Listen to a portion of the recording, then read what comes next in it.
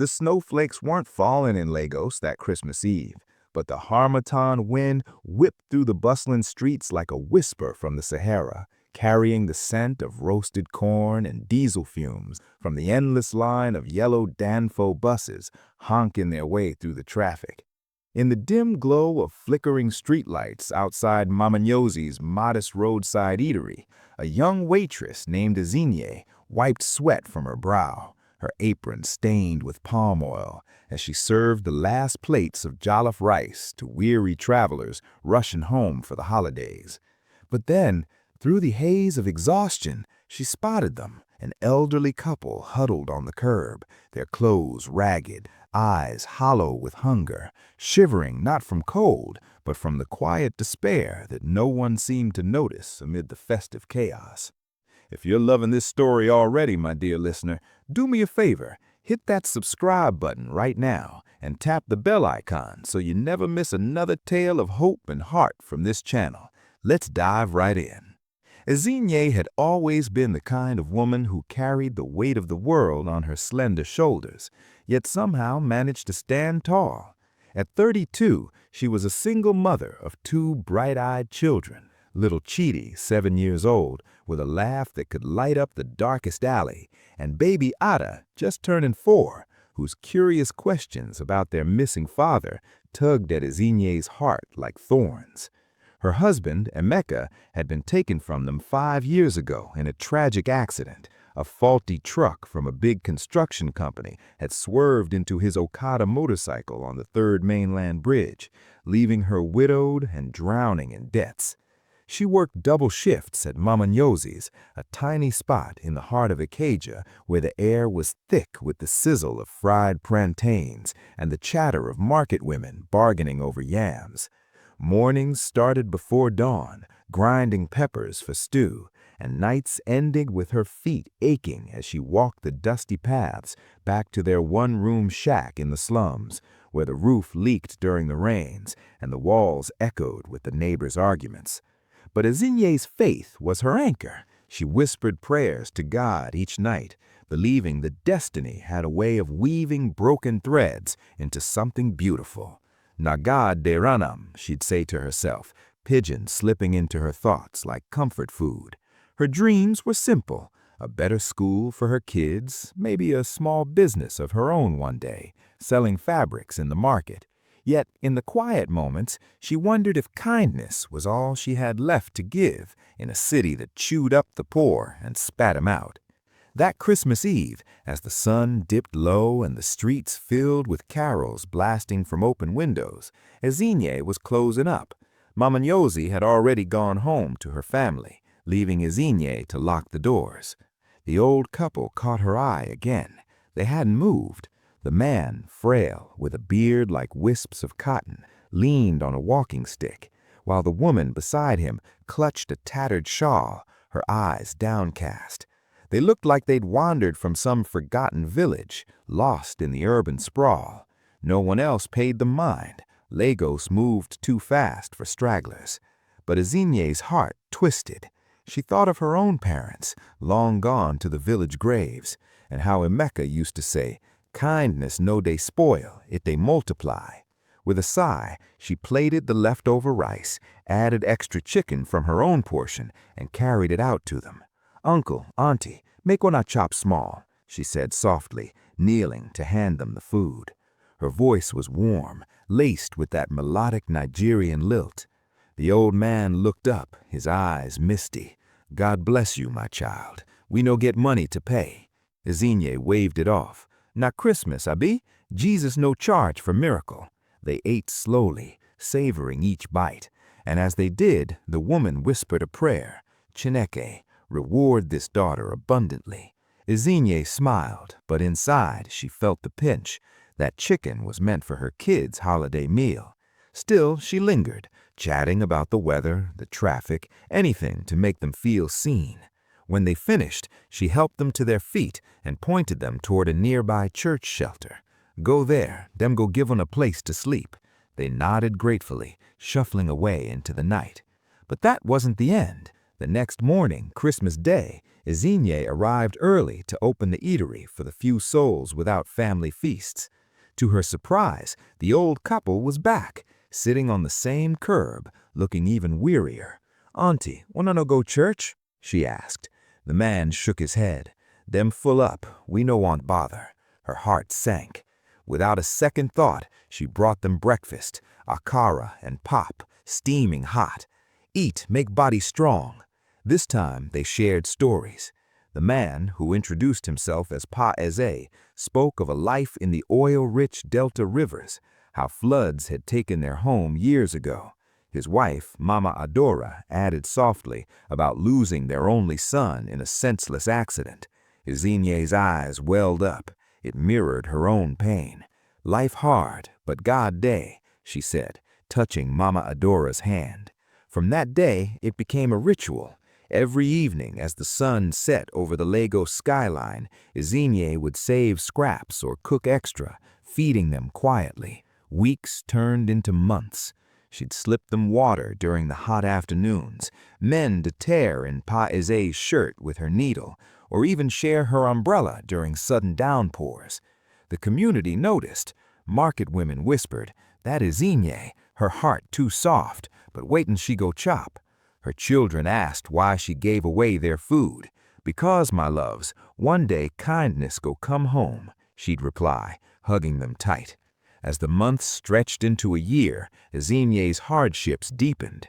The eatery business slowed with rising costs. Fuel prices skyrocketed, and Mama Nyosi talked of closing. Ezinne's son, Chidi, fell ill with malaria, the hospital bills piling up like mountains. She pawned her wedding ring, skipped meals herself, but never stopped her acts for the old couple. One rainy evening, Pa Eze collapsed right outside the eatery, clutching his chest. Panic surged through Ezinne. "Jesus, no!" she cried, rushing to him. She flagged down a keke, paid from her tips, and rode with them to the public hospital, holding Mama Adora's hand as doctors rushed in. "He go be fine, auntie, I dey pray." She stayed through the night, fetching water, comforting Mama Adora with stories of her own losses. "When Emeka die, I think say world end, but see me now, still standing." The old woman wept, gripping Ezinne's arm. "You be like angel we God send." Pa Eze recovered slowly, but the crisis bonded them like family. Ezinne visited daily, bringing soups laced with herbs from the market. In those quiet hospital rooms, secrets began to unravel. Mama Adora confessed they weren't just flood victims. They'd once been wealthy, owners of a massive oil firm in Port Harcourt. "But tragedy take everything," she said, voice trembling. "Our son, he die in accident. Truck from our own company. We blame ourselves, sell all, wander like ghosts." Ezinne's breath caught. Which company? When Mama Adora named it, Eze Oil Conglomerate, Ezinne's world spun. That was the very firm whose truck had killed Emeka. She staggered back, tears streaming. Now your truck kill my husband." The room fell silent. Pa Eze, from his bed, reached out. "Child, forgive us. We don't know. But destiny, maybe it bring us here." The revelation hit like a thunderclap. Ezinne fled the hospital, her mind a whirlwind of anger and grief. How could she have fed the very people tied to her deepest pain? That night, alone in her shack, she knelt in prayer. "God, why? What did I do?" But as dawn broke, a quiet voice in her heart whispered forgiveness. Kindness wasn't about deserving, it was about grace. She returned to the hospital, eyes red but resolute. "I forgive Una," she said simply. "Life too short for bitterness." The old couple broke down, sobbing. Paese clutched her hand. "You be our redemption, Ezinne. Our son, he looked like your Emeka in pictures. Same smile." They showed her an old photo, and the resemblance was uncanny, enough to make her faint right there, nurses rushing in with smelling salts. Word spread through the community like wildfire. Neighbors gathered, awestruck, as the old couple, now recovering, revealed more. They weren't just former billionaires, they still held hidden assets, stashed away in trusts after faking their downfall to atone for their son's death. But the biggest twist came weeks later, when Paese, stronger now, arranged a meeting with lawyers. Ezinne, he said, voice steady, our son not die alone that day. He been driving the truck, drunk, reckless. But before that, he fathered a child, a girl. We searched for years. Documents emerged, DNA tests, birth records. Ada, Ezinne's daughter, was their granddaughter. Emeka had been their son's secret love, the accident a cover for deeper family scandals. Ezinne collapsed again, this time into Mama Adaura's arms, both weeping rivers of joy and sorrow. My baby, na your blood. The community gasped collectively outside the eatery, prayers rising like incense. Chineke na, miracle don't happen. From there, the blessings cascaded like a mighty waterfall. Paese and Mama Adaura, reclaiming their identity, showered Ezinne with gifts beyond imagination. First, they bought Mama Ngozi's eatery outright, transforming it into a chain, Ezinne's kitchen empire, with branches sprouting across Lagos, Port Harcourt, and Abuja. Ezinne, once a waitress, became CEO, her hands now directing menus infused with her recipes, employing hundreds from her slum community. They built her a sprawling home in Lekki with gardens where Chidi and Ada played freely, no more leaks or hunger. Education flowed like manna. Chidi enrolled in the best international school, Ada in a Montessori with dreams of becoming a doctor. But the heart of it was family reunion. Paese and Mama Adaura moved in, filling the house with stories, laughter, and pigeon-laced wisdom. Grandpa, tell us about the Delta again, Chidi would beg, and Paese would spin tales of oil rigs and river spirits. Months passed, and the ripples spread. Ezinne's kindness inspired the neighborhood. Market women started food drives, youths volunteered at shelters. 1 year later, at a grand Christmas gala in their new mansion, Ezinne stood before guests, tears glistening. I think say I did give small food, but God use am to bring back my family, my destiny.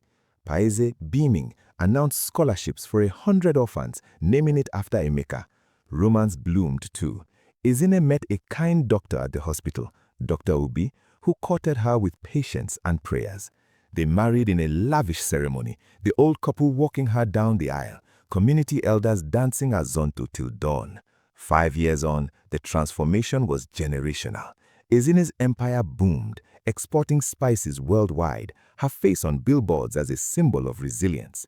Chidi, now 12, excelled in robotics, winning awards, while Ada, 9, discovered a talent for music, her voice echoing in church choirs.